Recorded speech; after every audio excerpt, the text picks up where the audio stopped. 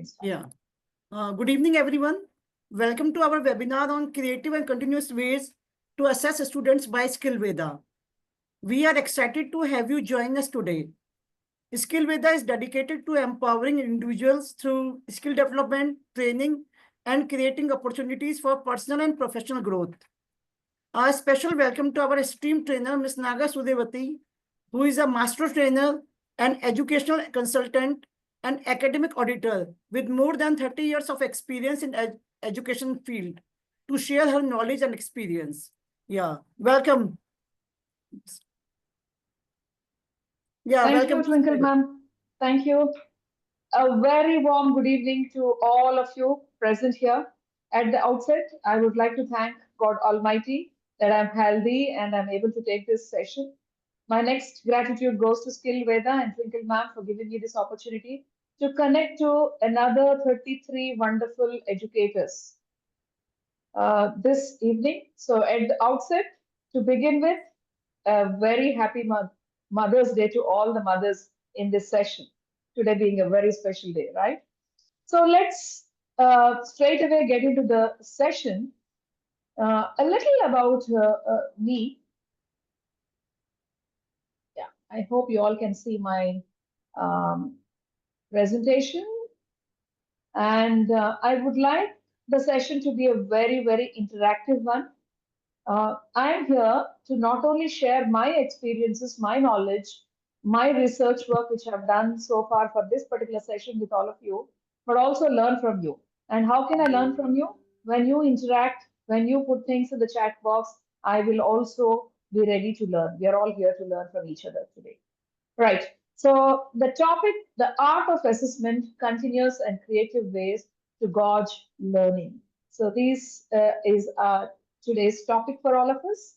And yeah, I'm a very passionate educator, teacher at heart, and then I've performed the roles of a principal, founding principal, trainers, and other things. The only way I feel I can touch the lives of the children is through teachers, and that's where training is very, very important for me and a very passionate job for me. So that's a brief about me, and we go. So here are some of the things.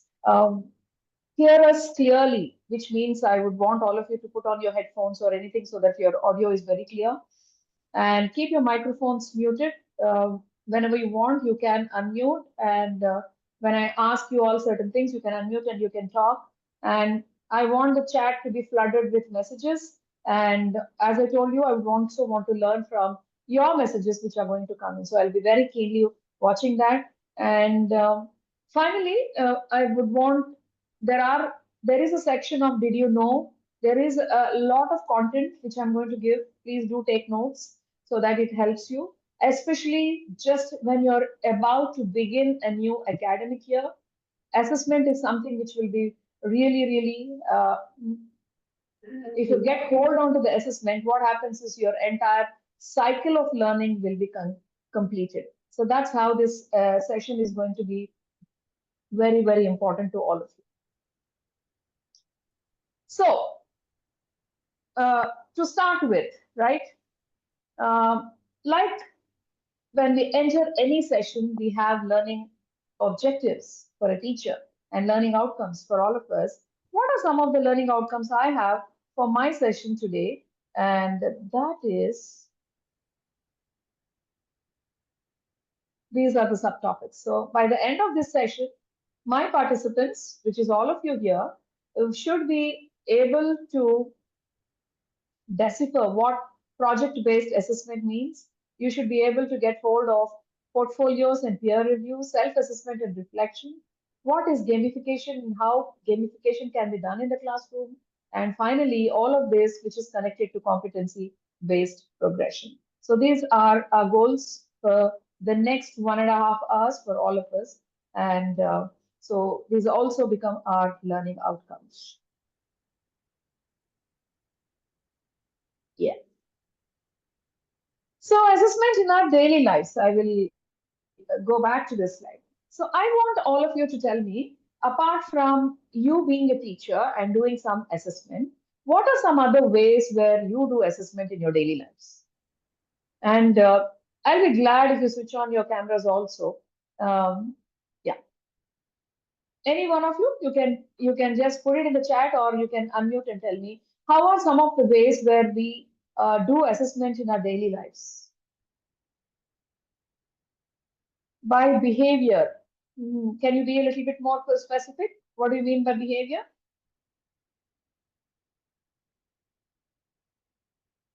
How a particular person is behaving in a particular situation, or if a situation is there, then how the two students are behaving differently in that situation.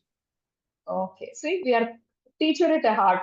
Again, you're going back to your teaching. I said in our daily lives. Thank you, Jaya. You said formative assessment, but I would want to know in your daily lives as an individual, how are you using assessment? We use assessment every now and then. So how are we asking questions? Okay, where? Yeah, can I speak, Miss? Yes, please go ahead. Yeah, in every lesson, we will start with questioning and dialogue to identify how they are well versed with the respective topic with their previous knowledge, whatever is required. Yeah, In Srilata, addition to the, again, yeah, you're going back to being a teacher. I said, as an individual, keep aside this. Otherwise, how do you use assessments in your daily life? Leave teaching job. okay. Anybody else? Cooking. Yes, Ms. Jaya says cooking. We assess ourselves every day for every task we do. Yes, what are some of those tasks?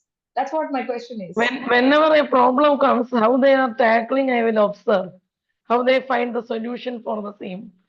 Okay. Accordingly, I can make understand that how come they can take a decision or how they are solving the situation, like especially with the new Okay. generation. Okay. So let's see here. Am I presenting? Okay. Yeah. Slides are not moving.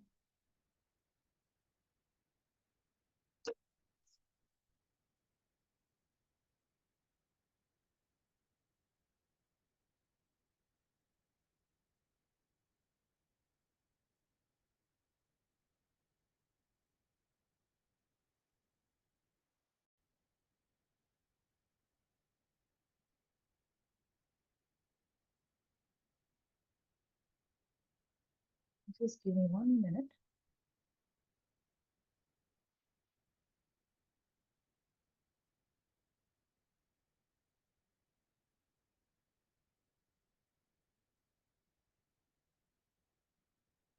Okay. This is my next slide, and then, yeah.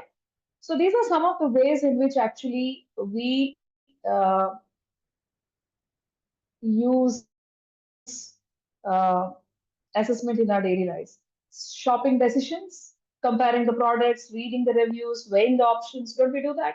You book something on Amazon and then you check how many reviews have come, what have people done. Travel routes, you assess the patterns, and then time constraints, whether to go or to not to go, all these judgments we make. Cooking, as one of them have spoken in the chat box, as to, tasting the food, adjusting the seasoning, those things. And then social interactions was, again, a few of you have told me about the behavior aspects of, if somebody is looking very angry, and then the tone part of it, basis that we always do. So we assess in our we use assessment in our daily lives for many reasons. So now, taking these as to what we do, how do we do it in the classroom? So if you look at some of the evolution of assessment, how assessments have actually evolved. Early in the 20th century, there were standardized tests which emerged as a dominant assessment method, which is focused basically on memorization and recall. In mid 20th century, Bloom's taxonomy was introduced and varied cognitive levels, and then that's when we started measuring intelligence, and all those things happened. Basis that assessment happened. In late 20th century, uh, portfolio assessment also gained popularity, and then we also had the concept of multiple intelligences by Gardner, and we used to do assessment basis this. And now in this 21st century, of course, we are already moving ahead. The digital tools and then continuous assessment methods have emerged, which wherein the focus has shifted from the cognitive levels to the competencies. So what we are assessing right now, what we have to assess right now are the competencies. And here is a short video about the history of assessments. Just watch. Put a thumbs up if you're able to hear. In the beginning, assessment was simple. We'd give something a try. It was obvious when we did not succeed.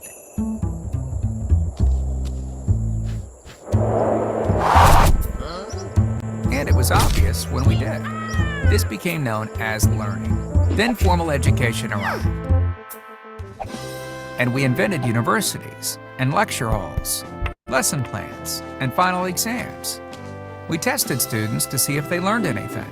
And then we assessed our own effectiveness as teachers through anecdotal questionnaires and subjective end-of-semester surveys. And this might have been enough when we were graduating high school and college students to take predictable jobs with predictable career paths. But today, educators and students are part of a rapidly changing world. 21st century learners must be able to synthesize knowledge, communicate clearly with others, and create solutions to problems that we don't even know exist. Which means students need personalized, engaging, useful feedback on meaningful work, not multiple choice exams and unexplained letter grades. So whether you're teaching accountants, engineers, artists, welders, scientists, or nurses, your students need detailed feedback on meaningful work so they can become learners, not simply graduates.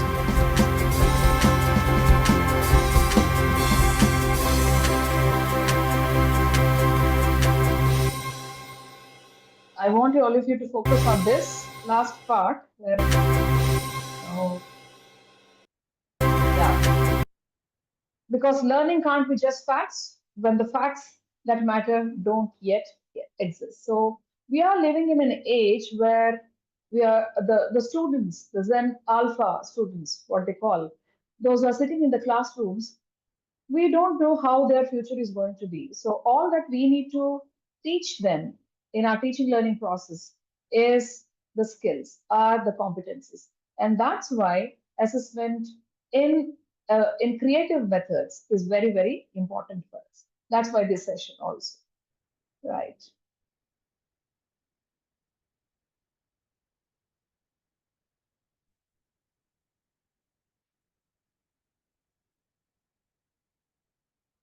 So let's move to the next.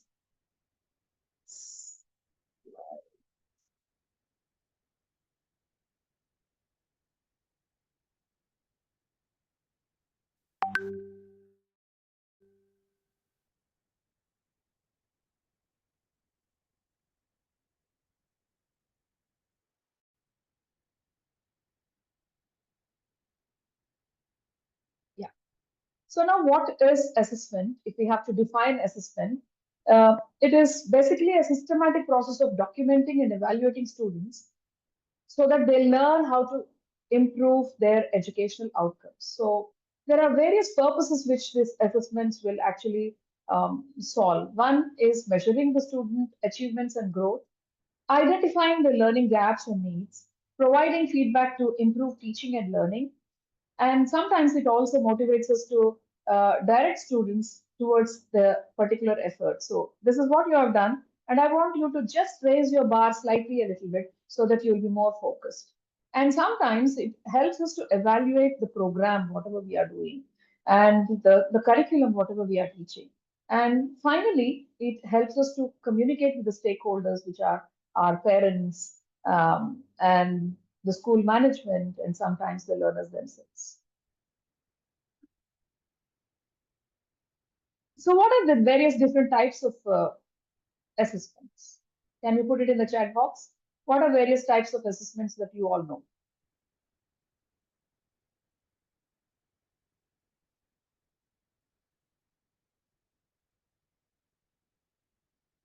Come on, participants. Assessment for, assessment as, assessment of learning, formative assessment, quiz, summative. Are there any other forms of assessment? I particularly did not use the words for, as, reflective assessments, continuous comprehensive evaluation, okay, activity-based assessments, written exams. Wonderful. Thank you for being so active. Assessment for, as, of. Wonderful. So let's look at the next slide.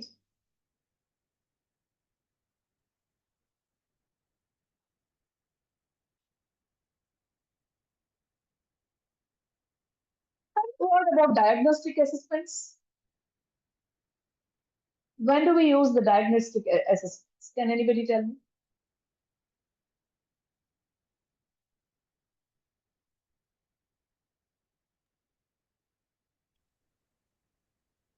May I, ma'am? Yes, please. Before instructions? Yeah, so Before. diagnostic assessments are basically used when we feel that there is some kind of learning gap that is happening in the class. I mean, maybe some student, we feel that he has the potential to perform, but he's not performing. He or she is not performing. That is what I Absolutely. understand. Yeah.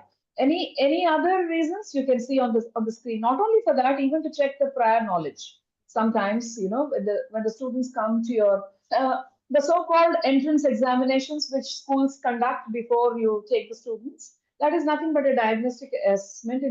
In the sense, you would like to know whether the children are ready, whether students are ready for the course, whichever is there, right? So, and then you have formative assessments, as rightly all of you have pointed, which occurs during the learning process. And it provides us ongoing feedback or improvement, where you can improve in terms of your teaching and learning process and also from the student's perspective. Class discussions, quizzes, observations, homework, all these come under formative assessment. And then you have the summative assessments, which are nothing but evaluation which happens at the end of an instructional period. It could be a term, it could be a unit, it could be a complete year. And when the grades are given, when marks are given, sometimes the term and projects also come under this summative assessment.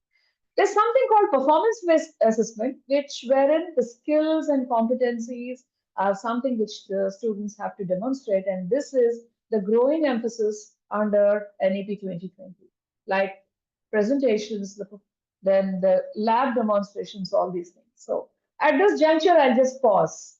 Recently, all of us have been watching what is happening in the military front, which is the Army, Navy, and our complete forces. Now, there is a war situation. Can you give me an example taking from this? Which of the activity between India and Pakistan war, which was happening, comes under a diagnostic assessment, a summative assessment, a formative assessment, and a performance-based assessment? You can unmute and tell me. I want to see how you are able to apply.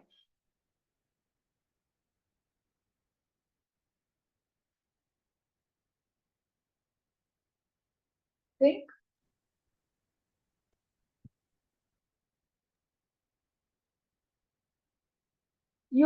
I'll once again tell you what I wanted. Using military as an analogy, how would you explain diagnostic assessment, formative assessment, summative assessment, and a performance-based assessment? No answer is wrong answer. Come on, just unmute and speak. May I? Yeah, please. Okay, so formative assessment is like how Pakistan is responding to our initiatives, right? And that is, I feel, the formative assessment, because that is we are continuously monitoring, right? Yeah, we are And monitoring and we are making adjustments. yes, Adjustments yes, as they have done this, so we need to do this. So this is the yes, formative assessment. Yes. Yeah. yes. Summative is how we are responding to their actions. Is that a summative? Yeah, because that is the end of a situation. Okay. So So I'm taking it that way. after the entire thing, when all the heads sit together and analyze what went right, what went wrong, Right, and this is what it is. So that is the summative assessment. right. Fantastic. Yes. Yeah. Yeah. And a Yeah. diagnostic is when the situation arose, right? And Okay. Yeah. when they were required to take a decision as to how to address the situation, then Mhm. I think that was the diagnostic assessment, and they made a blueprint of their action. So that is, I think, diagnostic assessment because the situation was analyzed and what actions need to be taken, that was formulated. Okay. In the chat, I see our mock drill was a formative. Yes, it was a formative. And if I have to say, like, testing whether the weapons which we have is working or not, getting readiness with the troops, are the troops ready or not, all these things will come under diagnostic assessment as well. Okay, now what about the performance based assessment? A performance based is, of course, the matrix that we have now. I Yeah, mean, of course, the soldiers demonstrating their practical skills, isn't it? So the way our soldiers had actually demonstrated. So that is nothing but the performance-based assessment, right? So now, also watch when the way I am conducting the session. So we need to, whatever we teach to our children also, we need to link it to what is happening around, and that stays for a longer period. So that's the reason I took this as I was preparing this particular presentation. So I was thinking, okay, why not we check about this? So this is what it is. Diagnostic assessment is like pre-war intelligence gathering, commanders assessing the troops readiness, enemy position before the planning, and continuous monitoring of the and then doing whatever changes, whatever you all have explained is also fantastic. But then, yeah, that is how we do. So all of these assessments are very, very important in a student's life. And so we need to know, we need to see how creative we can be with respect to our this. So, but then what is the problem with our traditional assessment? Traditionally, what, see, when I was in school, the way I was assessed was like, even surprisingly in some of the schools, even now sometimes it happens that page number 34, paragraph number 2, the underlined ones, these are the ones which you need to prepare. You prepare, you go home, you study, you come back, the same question is there in the question paper, you write, you get a score, and then you are there. So that we want to move away from this rote learning. And because traditional assessment creates significant exam stress and anxiety, and you are in a hurry to to learn something without understanding, and it leads to a lot of coaching culture. As you can see, you can read it out on the slide, what are all the things which are happening. And if you all agree with this, put a thumbs up. Put a thumbs up. I don't see anyone of you putting a thumbs up. When you have that aha moment, put a thumbs up. You need to express. Yeah, thank you. So this actually gives us a very limited insights into the student's capability. You only know that this student falls under the range of 90 to 100, but you don't know the other aspects of the student. Do we know the complete personality of the student? We don't know. So that is the problem with the traditional assessment, and that is the reason why we need to move. And only with this, the future careers cannot be managed by the students. So that's the reason we need to move away. And as I told you, I have some, did you know, questions, and this is one of the things. According to National Crime Records Bureau, exam stress is one of the leading causes of student suicides in India, with over 10,000 student suicides reported annually in recent years. So that is how it is, and that's what we want to move away from. And life is very precious, and no student should actually feel the stress that they tend to think of even about suicide. So that's the reason our assessments have to be very creative and engaging so that the students benefit and are ready for future.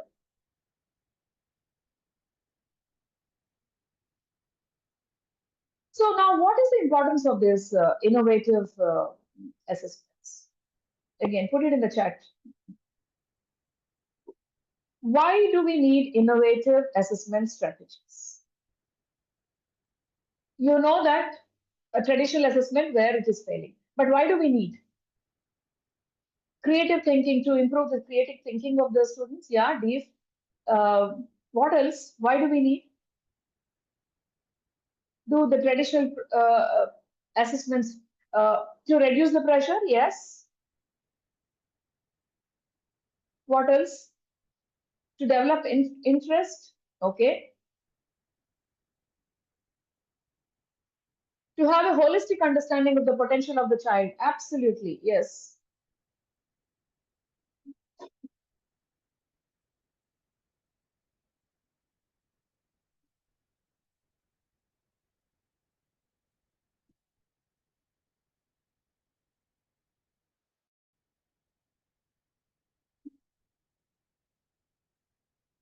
To face daily life situations? Okay. So that children may understand the concepts easily. Now you can see on my screen what are the other things. Let's go to this. I'll stop the present mode. There is some differentiated teaching strategies for different level of students, of course.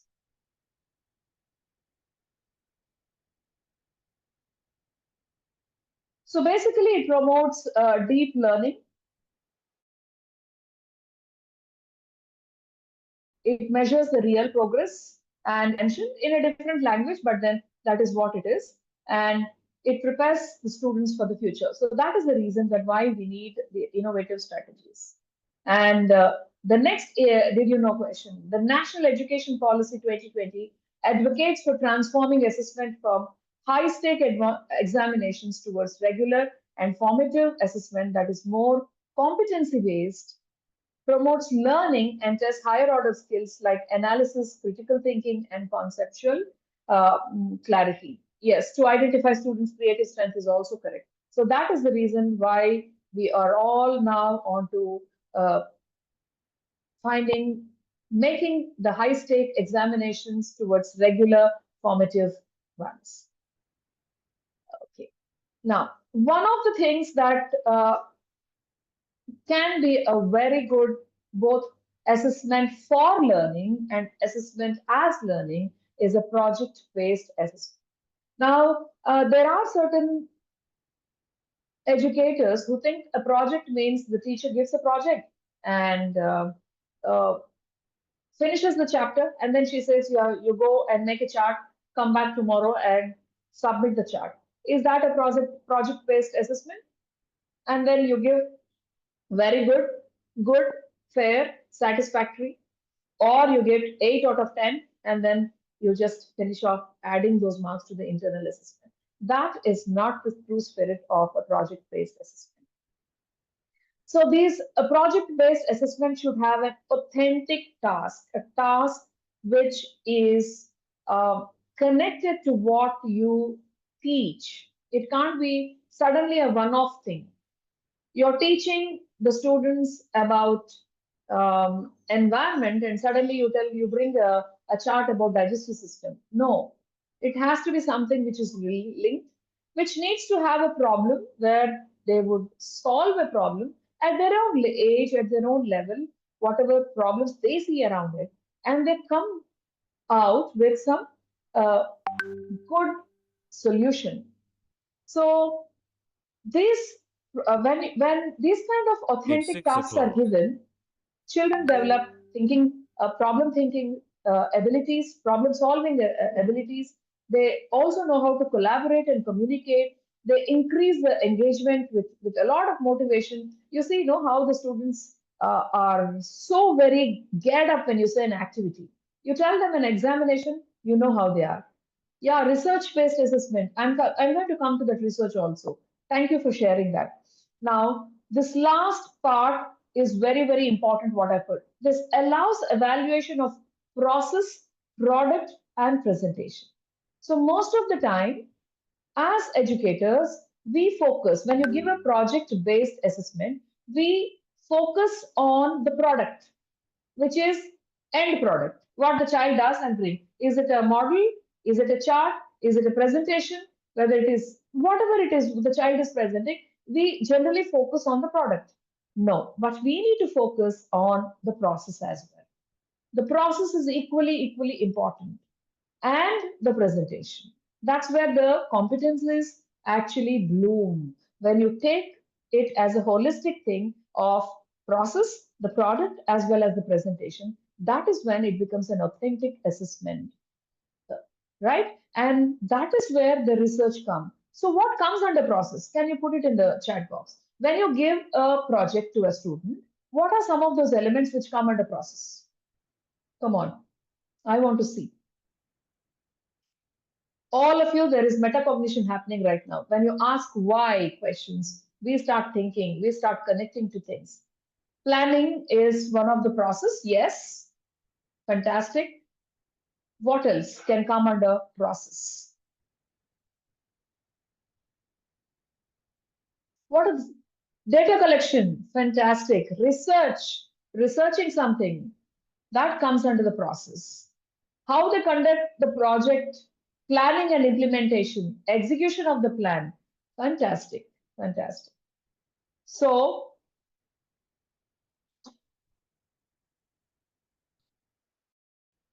brainstorming, planning, research, execution. Correct. That is what comes under project. So when you give a, there are certain things which you want to observe in your students. There are certain things which you want to see in the product, right? So as a teacher, you always need to see that you give a clear-cut guidelines for the students. This is what it is.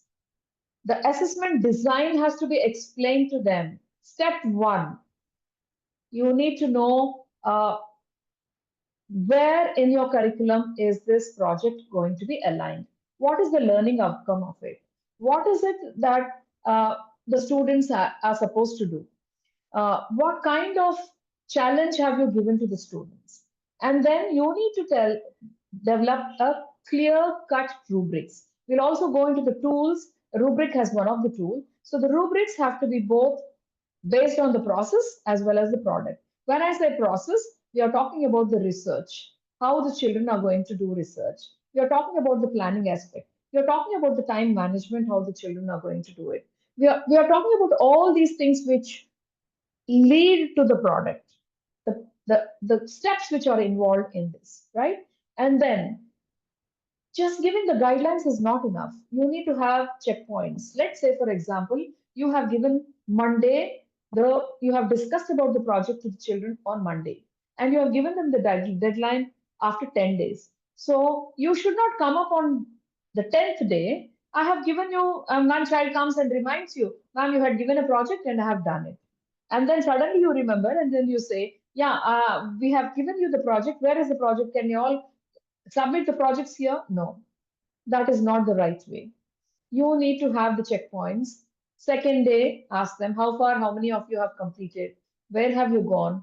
Just spend that 5 minutes so that you go there, you check, and then you find out where the child is. And then this is the formative assessment for us. When you check on the students as to where they are, where is it that they need to revise, where is it that they are not on the track, put them back onto the track. So this is something which is very important. I think some of you are annotating on the screen. Can you stop doing it, please? Maybe by mistake, but yeah. I don't. Yeah. So here on the screen, you can see a few examples of project I thought you all can benefit. So I've just put a few of them here on the screen.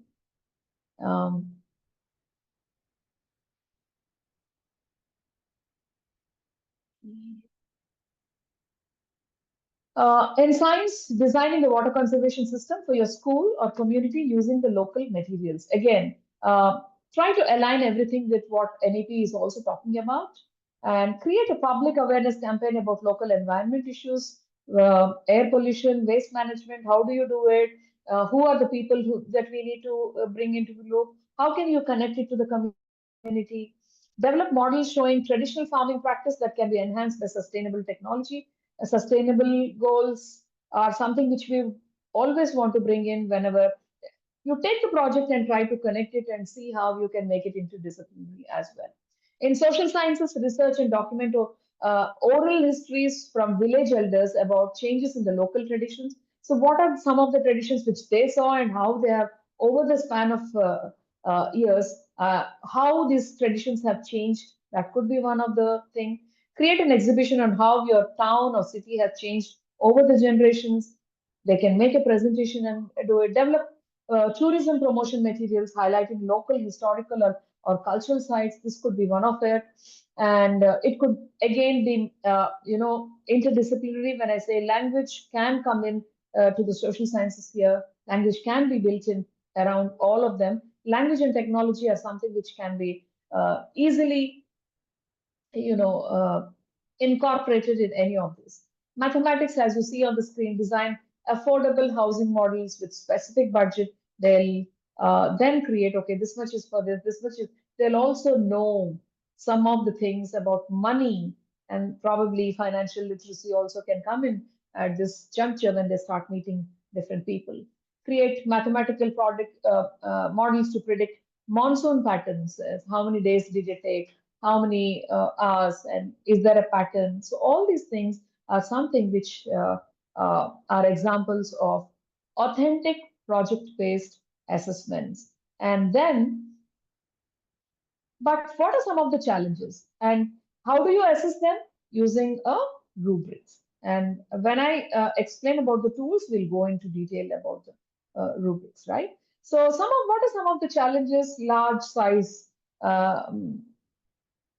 class sizes, especially in India, when you see different schools have different, yes, international schools do tend to keep the numbers low, so giving an opportunity for every child to participate and come. But there are schools with 40, 50 students also. So that is when I think one of the solution is where you can uh, teach the students. Initially, it will take some time when you're talking about peer evaluation, and that could be one of the structured. And in each group, if you give a role assigned to each one of the students who is a part of it, and so that everybody gets a chance, and also peer evaluations can happen. Sometimes limited technology and resources, and the best thing is again. Bring in locally available materials so that optimal resource usage also can be done. So how using the limited things, India is known for that, right? Be it the missiles that we have done, anything. So let's put that seed right when the students are in the classrooms. Yes, so how you can see around you and then pick up those materials and still do it. Then sometimes parental expectations focused on board exam preparation, they'll come. You're giving a lot of projects, your academics is not happening. Explain to them what is academics. Explain to them how these projects are very vital. Show them a CBSE. I mean, if they are CBSE, or not only CBSE, I think even ICSE, IB is already doing it. So as to how the question paper has evolved, how case-based studies are there. This project could be a case study tomorrow. So it is important for us to teach these skills, and that's why we are doing it. And also these marks are allotted for the internal assessments also. So this is how you need to talk and educate the parents. That becomes your responsibility as well.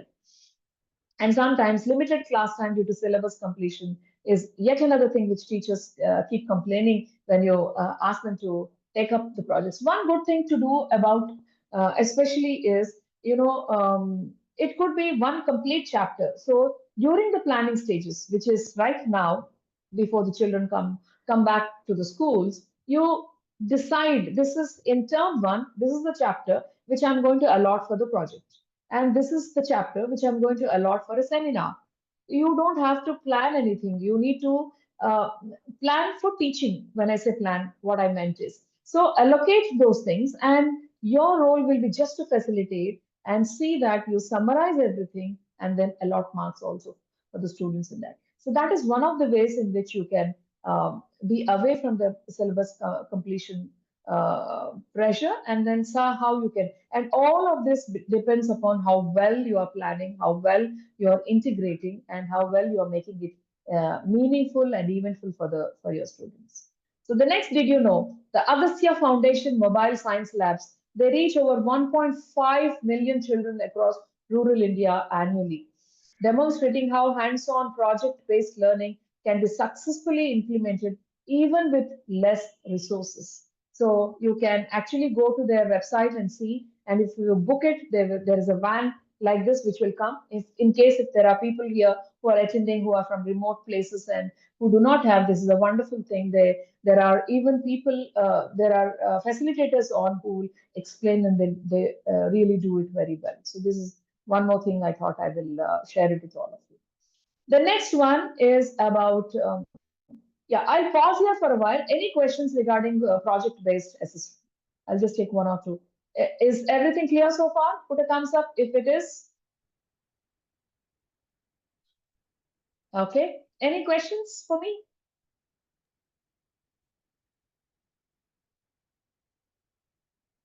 No? You want me to proceed? You can unmute and ask me a question if you have.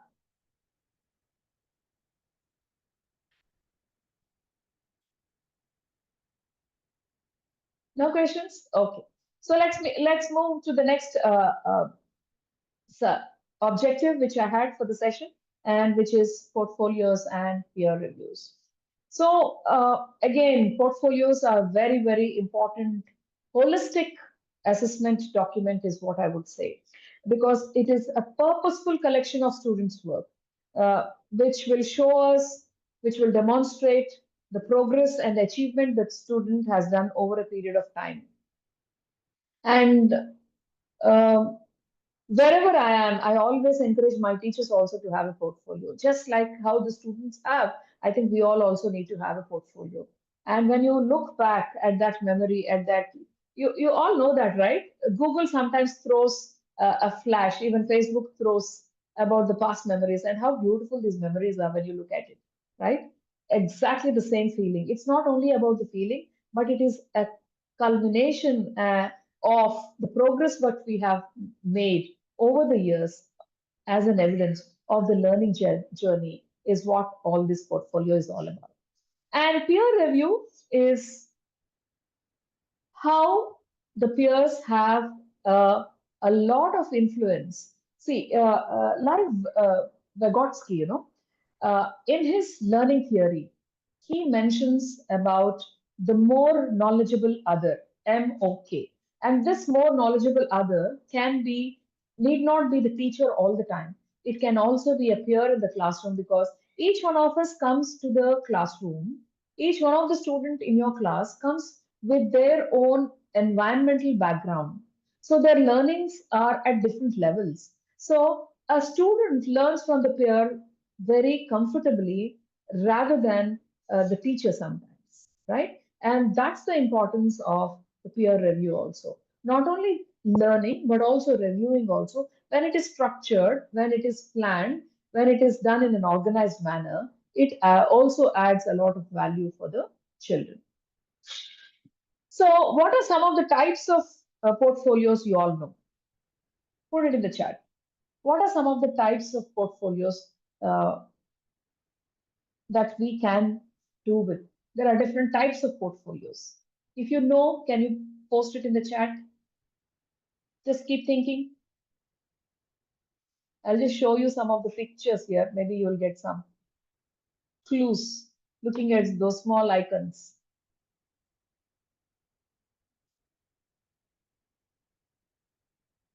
Diary, okay. Anyway, I will take it to you. One is called a process portfolio, which means the learning journey over a period of time. This is what I would want the teachers, we all can do this. A process portfolio, which includes the drafts, the revisions, and then reflections on the growth. A student of a grade 9 or a grade 10, it can also be a Montessori student, anybody, as to how they started the journey, how they have progressed, what is the reflection in between which they write, what are some of their achievements which they put. So all these things is what is a process portfolio.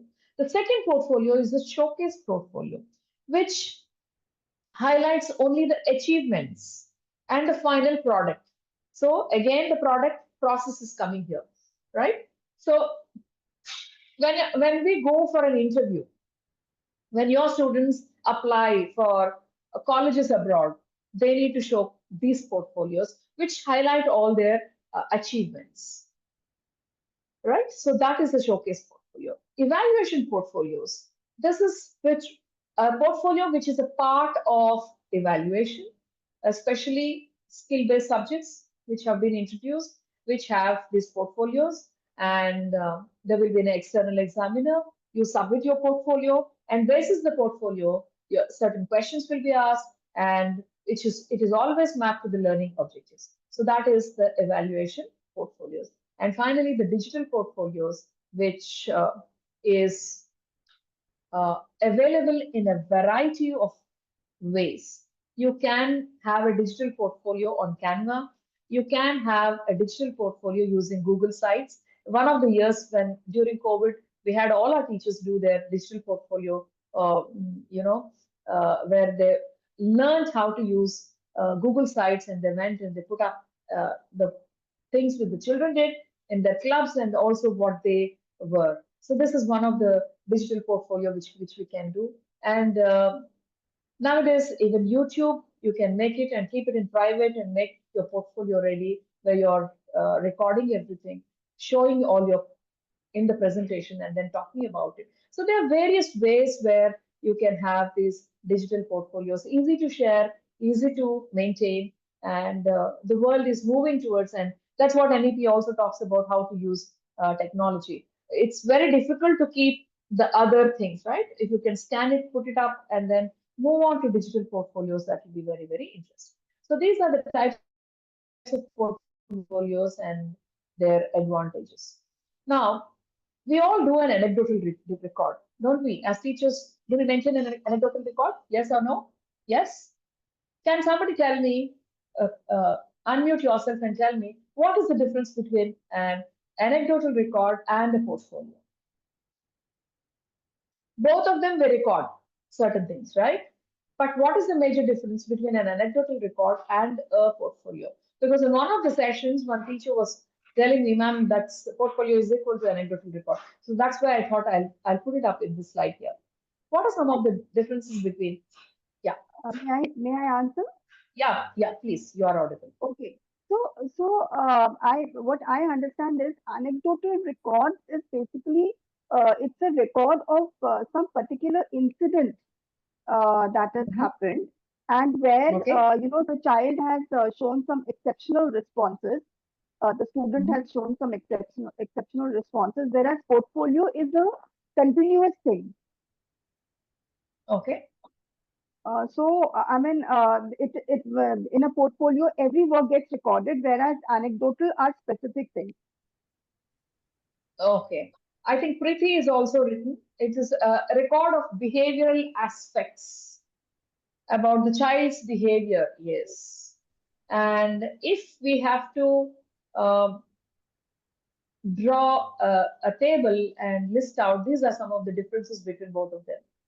This is a structured collection demonstrating the growth over time. It is a continuum of observations about the student behavior, the performance. Basically, it is maintained by the teacher, right?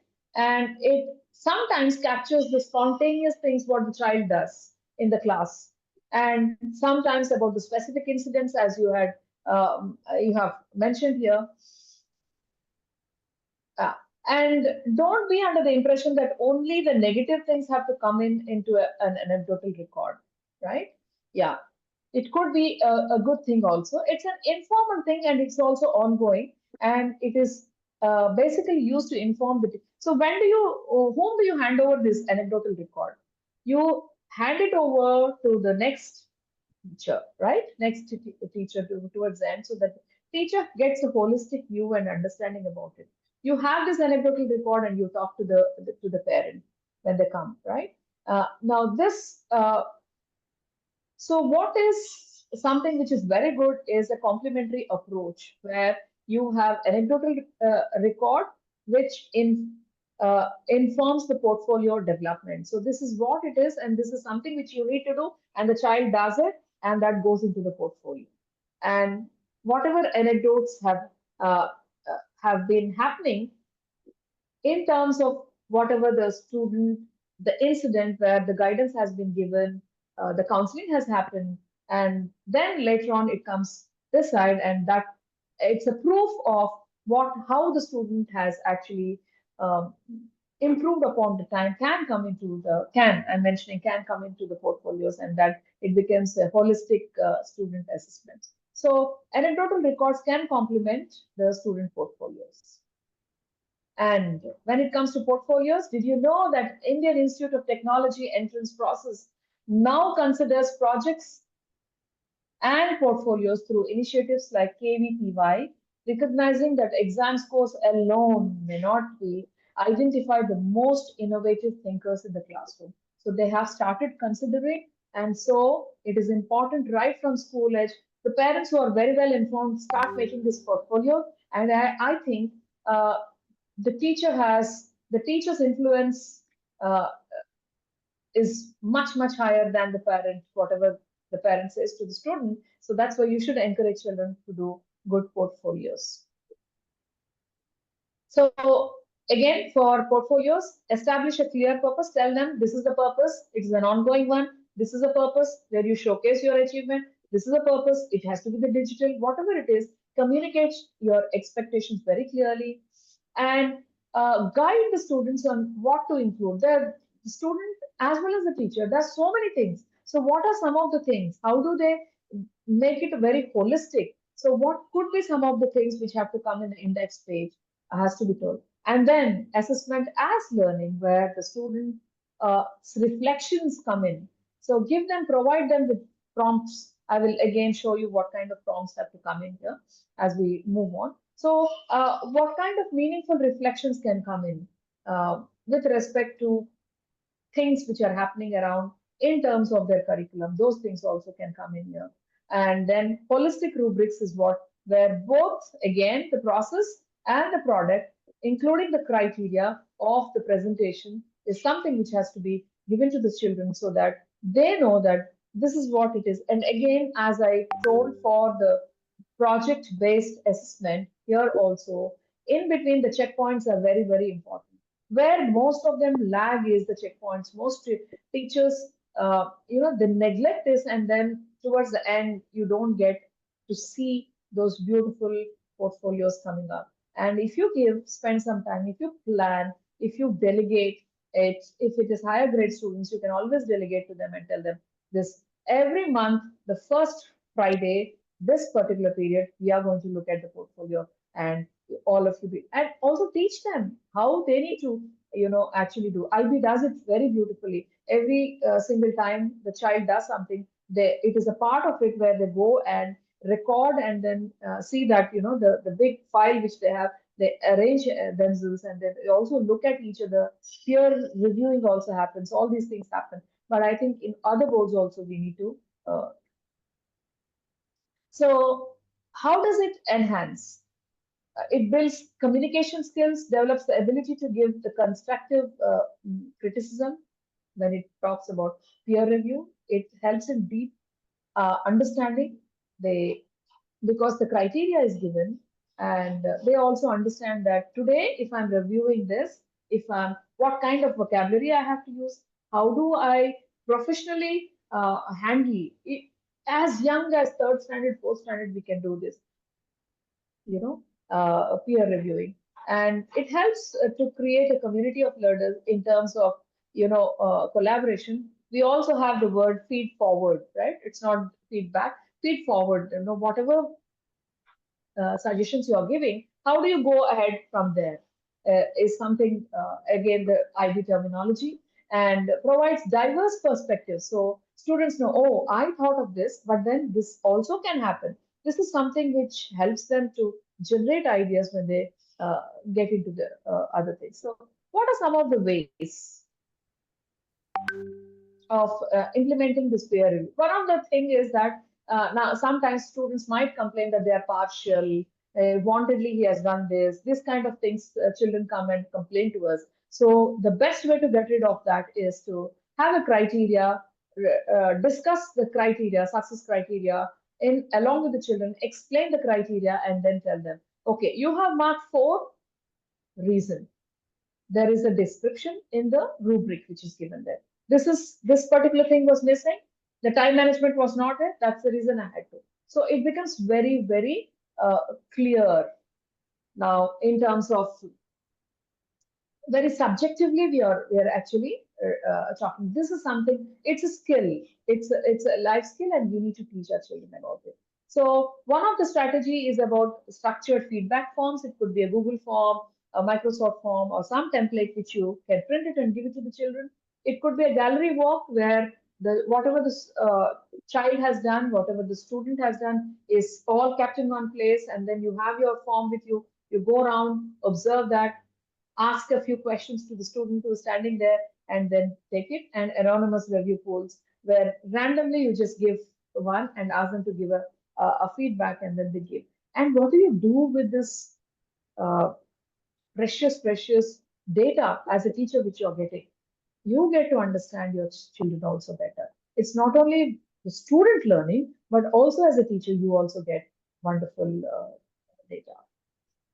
So, did you know that traditional Indian Gurukula system often incorporated peer learning with older students teaching younger ones?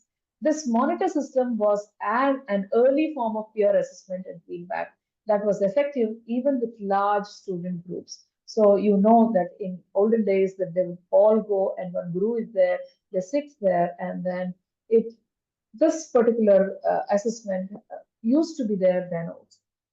Can you connect this with Ekalavya story and tell me how the peer learning and self-assessment uh, can be explained? Any one of you? We all know the Ekalavya, the famous Ekalavya story, right? The thumb one, right? Can you tell me how peer learning happened with Ekalavya? Also self-assessment. When I'm doing that, also I'll come. Keep thinking. When I come there, I will allow one of you to unmute and speak about. Next topic is self-assessment and reflective journals. So it's very important where we collect our thoughts, evaluate your own work against the criteria, whichever is there, and then take the ownership of what we have done. So reflective journals are something which help the children to do this. And so their experiences. Yes, you have just been to a field trip. Tell me three things that you felt very, very happy about going there, which you can connect to the lesson which was taught. The child will connect, come back, and then write it up. Okay, so tell me something which you found as a problem there and which you would like to solve. Then the child will think. So even before they go for a field trip, if you tell them, they'll start preparing for these reflective journals. So self-assessment and these reflective journals help in self-evaluation.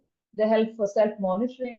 They recognize their strengths and needs, and then they start thinking about the process, and the process goes deep. And through this deep thinking, that aha moment comes in, and the children start finding solutions.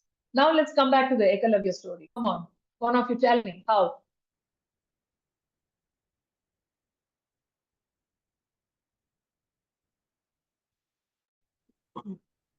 I may be wrong, ma'am, but teaching without a formal group, Yeah, teaching without a formal. like he's learning, but there's no formal guru there. Okay, okay. What did he do? What did Ekalavya do? He Statue, made a, yeah, statue he of correct, correct. So he made, and then he learned from there, and he observed so many things. Yeah, he recognized his strength and his own needs. And after that, he became a better guru than Arjuna, right? Uh, that is the last stage, which is the metacognition. So self-evaluation. Yeah, why can't I? Maybe I am not allowed to. Why can't I? And then observe, assess if he was his peer too. Assess his peer. So reflective journals are very, very important. They're very subtle, and you You'll suddenly meet this student somewhere after 10 years, and then he will tell you, ma'am, this is something which you did, and this is something which was going through in my mind, and that is the thing which was making me feel so sad.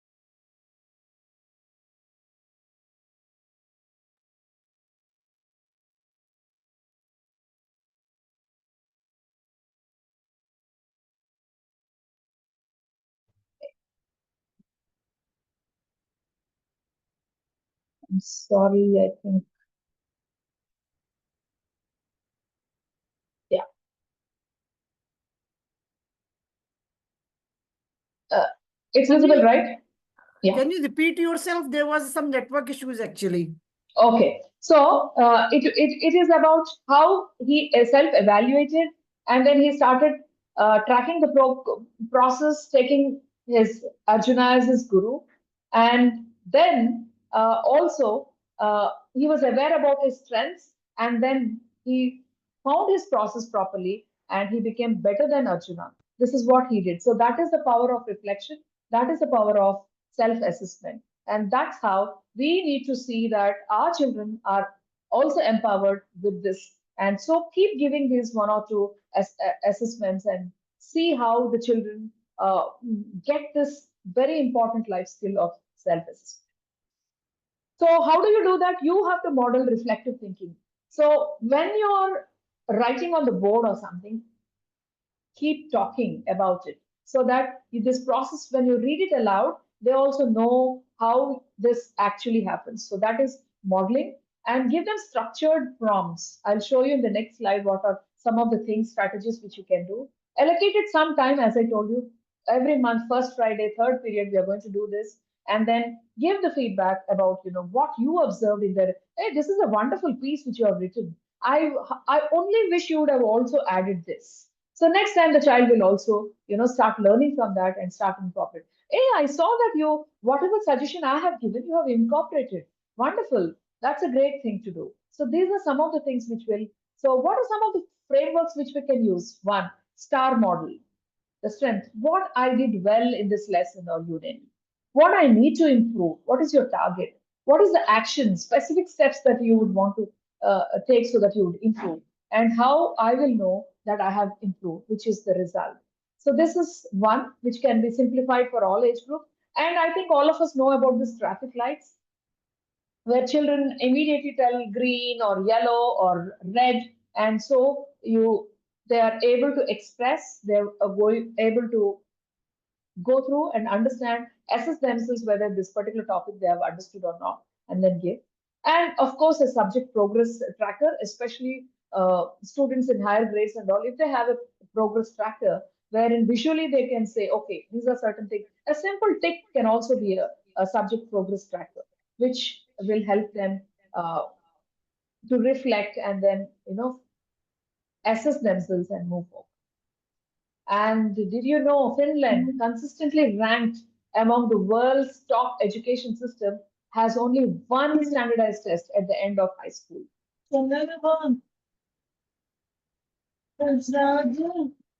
Ishpreet ma'am, can you mute yourself? And so this Finnish schools heavily they are on project-based learning, portfolios, teacher designed assessment throughout the K-12 education. And we know that they're one of the leading. So let's also incorporate these things and see where our country goes. So some of the other journal prompts, I told I'll be giving you some of the reflective prompts. At a primary level for grade 1 to 5, what made you feel proud in today's session? Draw a picture showing what you learned today. Which activity helped you to learn most and why? How can you uh, how what you learned today help you at home or help you around? How can you connect it to things which are happening around? These are some of the things which will help in reflection. For middle school, how is this topic connected to our local community? Start making them think about the community all the time. Environment is something which NEP asks us to connect to wherever possible. How would you explain this concept to a younger student? And we learn a lot when we teach, is something which research has proved. So how will you explain this concept to a younger student? What real life problems could you solve with this? This is yet another one for middle school.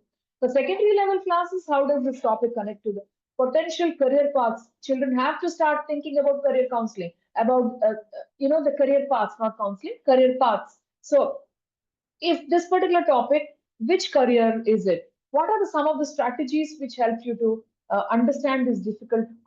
How can you understand? How has your understanding of this subject changed? So after we have finished this lesson, how has it changed? This is one thing which I also want to ask all of you today. How has your understanding about assessments changed after this session?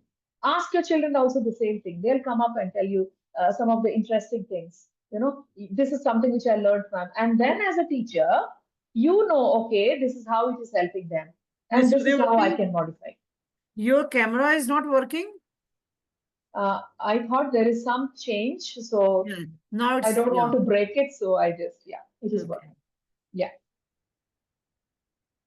So the next topic, I think so far are we clear? Project-based, self-evaluation, reflective thinking, right? Yes, there is a thumbs up, so I'll go. So next part is the gamification. Who doesn't like games, right? Right from 5-year-old to 90-year-old, you give them in the form of a game, they'll all come. And everybody wants to win. Even for a chocolate, we would want to win, isn't it? That is something which is the principle of a game. That is the basis on which games are designed. So how do we bring in these elements of game into the assessments, which would make the students very curious, which will make them participate, more participative? And so that is what gamification is all about in education. And it is about leaderboards, it is about levels, it's about challenges, it's about frameworks, and how do we make sure that at least in a year, in a term, we have something where the students accumulate. And how creative are you as a teacher? Are you giving them badges? Are you giving them only stars? Are you giving them with some points? Are you coming up with something else? How creative are you? So that is what gamification is. And again, did you know traditional Indian games like Pachis, right? Mokshapatam, and then Palanguli, a Tamil word, I believe, contains educational elements that have been teaching mathematics, moral values, strategic thinking for centuries. And this is what modern gamification draws some of the principles from. So let's also implement these things in our. So progress tracking is one thing. It can be done using technology, which is if you have an LMS in your school, you make sure that you do something and put it up so that the points are calculated. It could be a badge system where you recognize somebody and then put a badge and you see how the child walks so tall. Just a smiley, they walk so tall in the school, entire school they'll be walking, saying that this is the badge which I've earned because of my particular achievement. And then some learning quests wherein you create a quest and differentiate them into level. Level 1, you need to score this many points in the quiz. Level 2, you need to come up here and explain.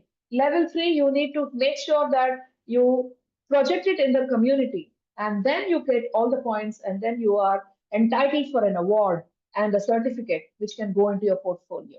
So this is how we need to create those things in the gamify, take the principles of gamification. So some of the examples, environmental detective challenge on local ecological issues. You can tell them science yatra, follow the footsteps of famous scientists, get me all the things. So this is something which I've prepared. You get it to me and you're going to get these points. Innovation teams with, again, problems of with locally available materials. Identify the local heroes also and then create something around them. Social science could be time traveler mission exploring Indian historical periods. It could be community reporter badge, which can they go to the community and then do a particular research, come back and then tell them this is the problem, this is what we have solved, and then you earn this badge for you. And this is the process which they need to. Civic leader challenges addressing the community needs.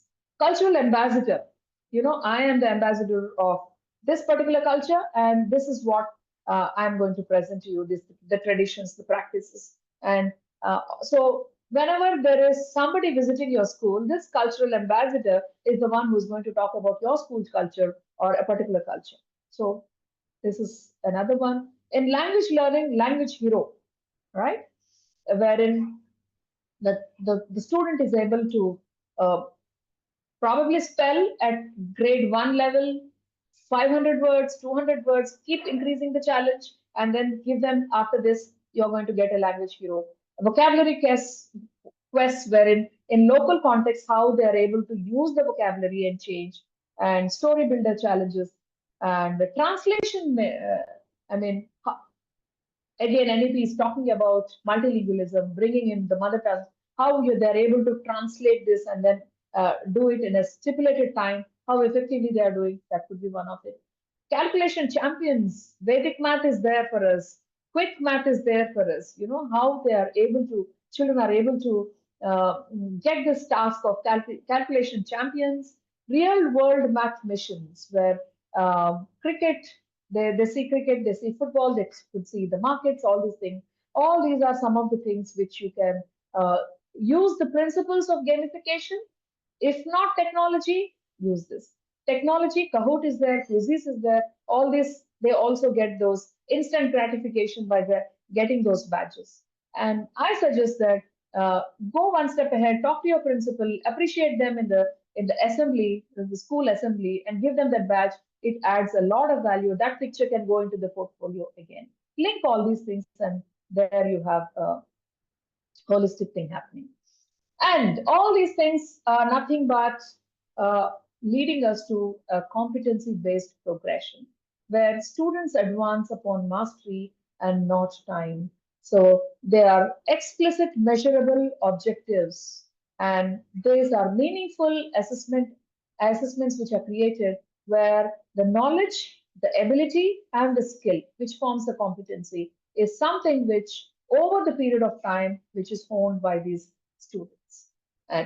And then create a pathway for the students so that they start gaining these competencies. And for us as teachers, we need to unlearn a lot, come away from the uh, unlearn a lot, come away from the traditional thing, and come to the new thing. You all are have taken time, you have invested, you have attended a session here at Skillveda.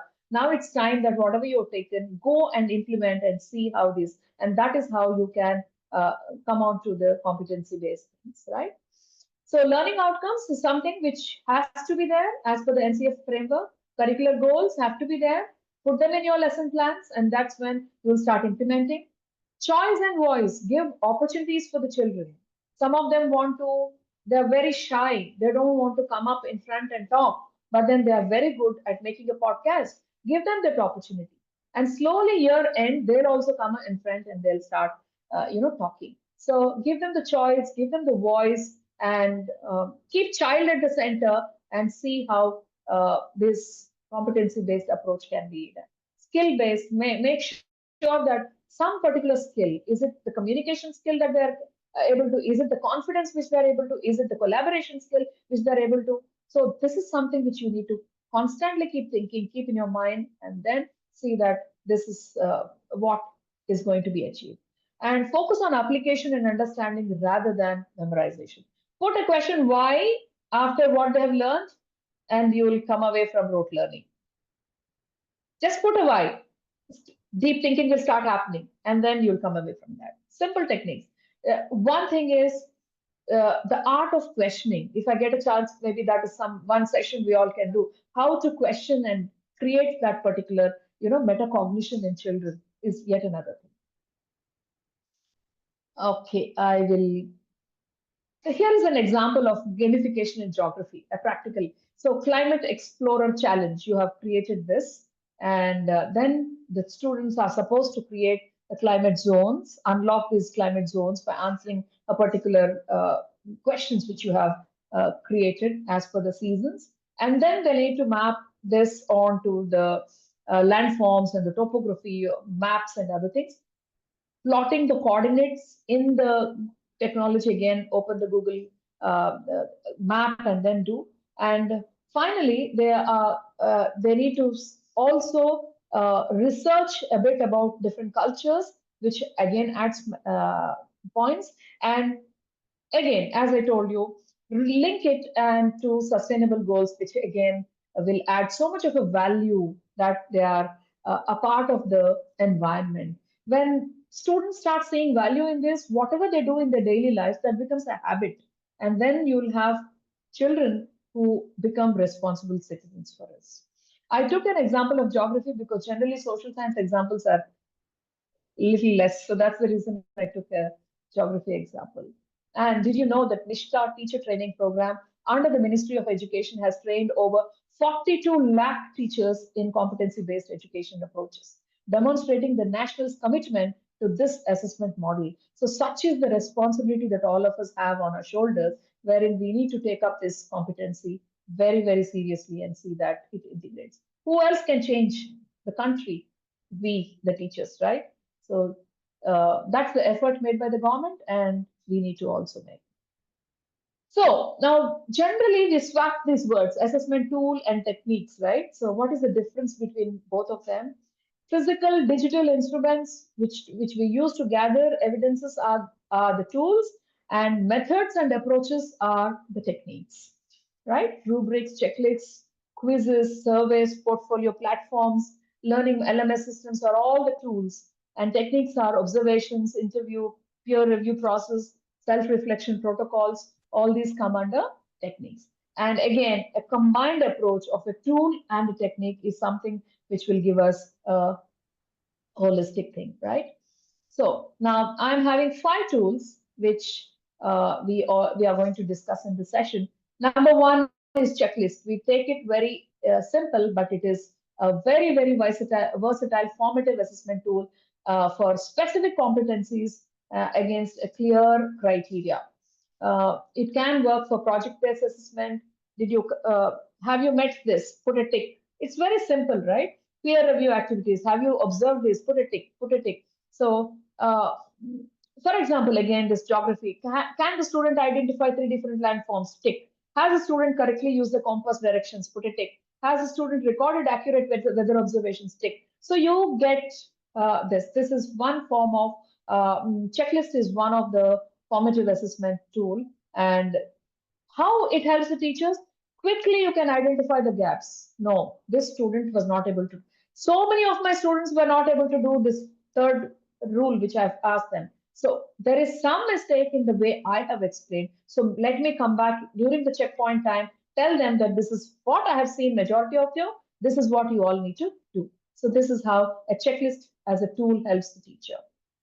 So lesson planning, you all can have your checklist. Have I have a learning outcome? Did I put an activity? Is it active learning strategy? Have I incorporated technology? Have your own. Student tracking progress. How many students have submitted the notebooks for correction? How many are yet to submit? How many of them are on time? How many absent present? Again, field trip management. Going to the field trip. How many of them have given the consent form? We all do this, right? So checklist is a very, very important formative assessment tool. The second one, as I told you, is the rubrics, right? So unlike checklists, rubrics distinguishes between quality levels and provides richer feedback for competency development. So rubric is something which will help the students to develop the competency, right? And so the criteria will have a very clear descriptors. Today, with the advent of artificial intelligence in our lives, we don't have to bang our brains and sit and write those things, but give a proper prompt and then you can develop these rubrics. But then, yes, have a rubric for everything. It becomes a transparent. Transparency is something which comes out of rubrics. What is expected of you? What is it that they need to do? What is the objective of evaluation? Will be very, very clear once you have the rubric. Again here, map interpretation. If so, basic map elements have the student, if they have done, you're going to get 1. I've just shown 3 because I can't put all the 5 here, but it's ideal to have 5 of them. If it is proficient, accurately interprets symbols, calculate the distances, can identify patterns, and if it is exemplary, advanced analysis of spatial relationships when they are interpreting a map and then connects the patterns to geographical concepts also. All this, when the child is able to do it, then that goes under exemplary. So you want to be exemplary, this is what I'm going to look at. If you have any doubt, come back to me, I will help you. But this is what you need to aim at. But it's okay even if you have not gone there. If you are in developing stage, it's okay. Next time we will come to proficient. Next time we will go to the exemplary. Motivate the children. Straight away they can't be exemplary too. So build up that conversation with the children. Tool number 3 is the rating scale, right? You get into an Uber, they'll ask you to rate. We've been using it in our lives too. And it's a simple yet again measure performances along a descriptive continuum with multiple points. So ideal to measure attitudes, behaviors, some of the qualities is something which you can measure. There are common types. One is the visual one, and the other one is the 1 to 5 numerical. These are the two types of rating scales which are generally there. You can see here one something which is very, is it at a seedling stage, a sprouting stage, a budding stage, a flourishing stage, or a blooming stage. It could, those 1, 2, 3, 4, 5 can differ according to the way you want. So each one will have a scale. For the primary classes, we can always have picture-based rating scale where, you know, I'm very happy or I'm okay, I'm sad today. Today, I don't know, I don't know, I'm neither sad, I'm not this. So check on how the well-being of the students also when they're coming. So picture-based rating skills are a lot of things. The cartoon characters also can be shown for primary grades when you're using the scale, this. And then you have the meters from low to high and thumbs up, thumbs down, kind of a thing that is also there. So this is about the rating scale. Then exit tickets. These are again formative assessments which are collected at the end of the lesson to gauge the students' understanding and provide an immediate feedback. So before leaving, do you think the exit ticket is for the student or for the teacher? Can you put it in the chat? Is it for student or for the teacher?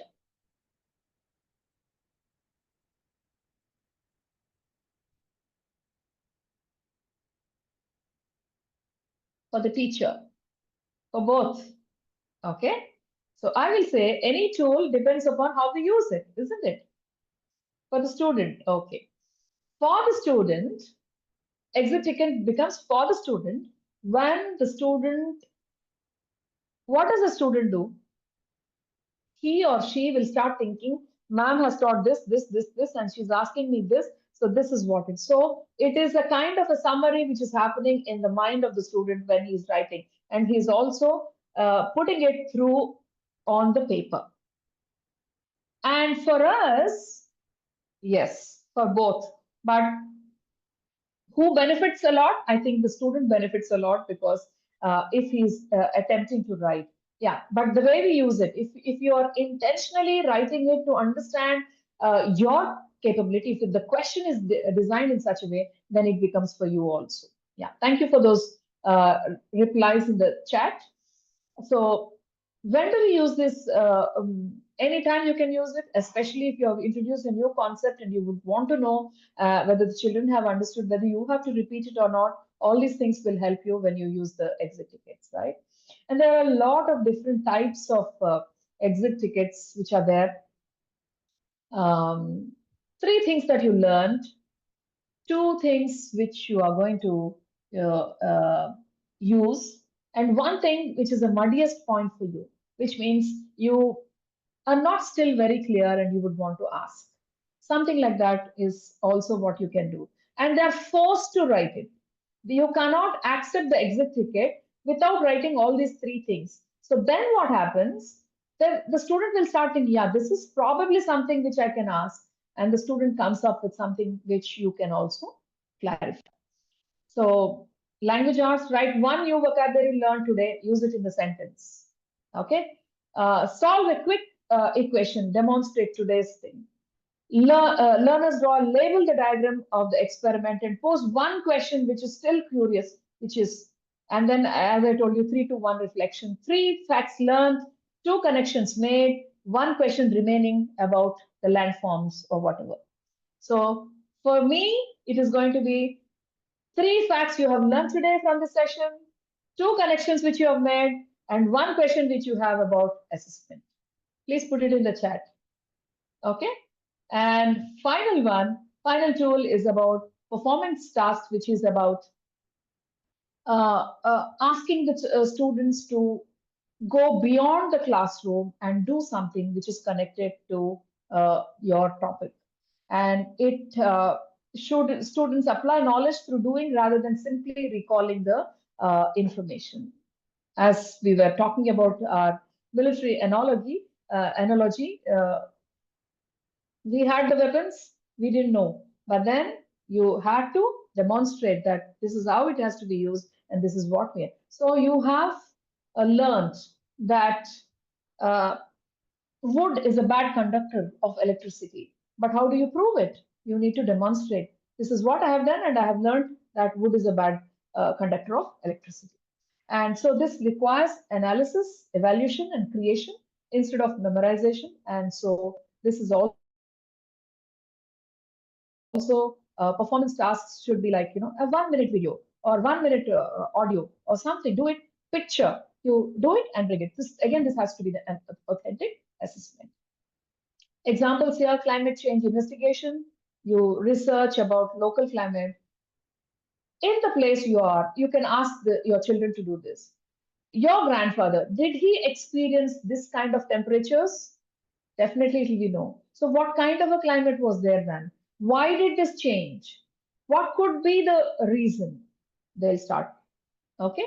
And then they need to give, you also need to give some evidence, and the feedback has to be given by you and educators. You evaluate this research quality and what kind of research children have done, how many people, are they only interacting with their grandfather and coming and telling us the whole thing, or they have spoken to at least 10 people. There is a data of 10 people collected. There's a time and energy which the child has invested. All these things you need to look at.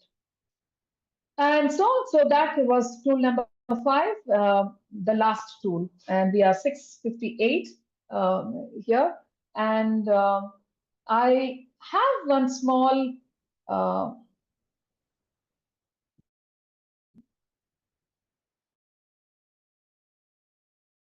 Google feedback assessment form. Would you like to take up the quiz? Teachers? A small quiz. Would you like to take up a small quiz? Yes or no? They are typing in chat box, yes. Oh, okay. I'm actually searching for the links. Yeah. So I'll share the link. Just, it is already published.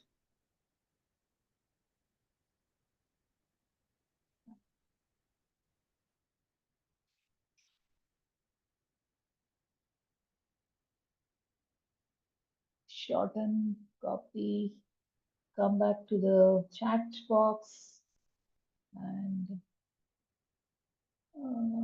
meeting group chat. Yeah, this is the link. It's a very simple formative assessment that you all are doing right now.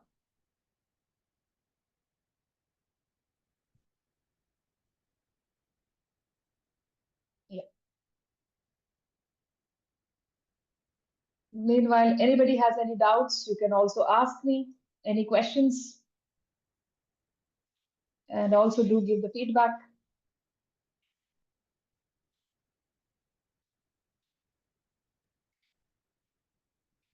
They have to do the quiz right now? They can do it anytime. It'll take 2 minutes. Okay, okay. It's just objective multiple choice. Okay. Then once you have done, you can post your marks. It's a quiz. It's for yourself anyways. Okay, ma'am, I think they can leisurely do it. We can take any questions, please.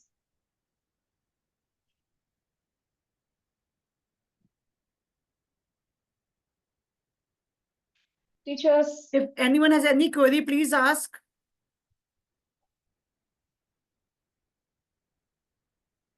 imagine your class, how many questions your students will ask, right?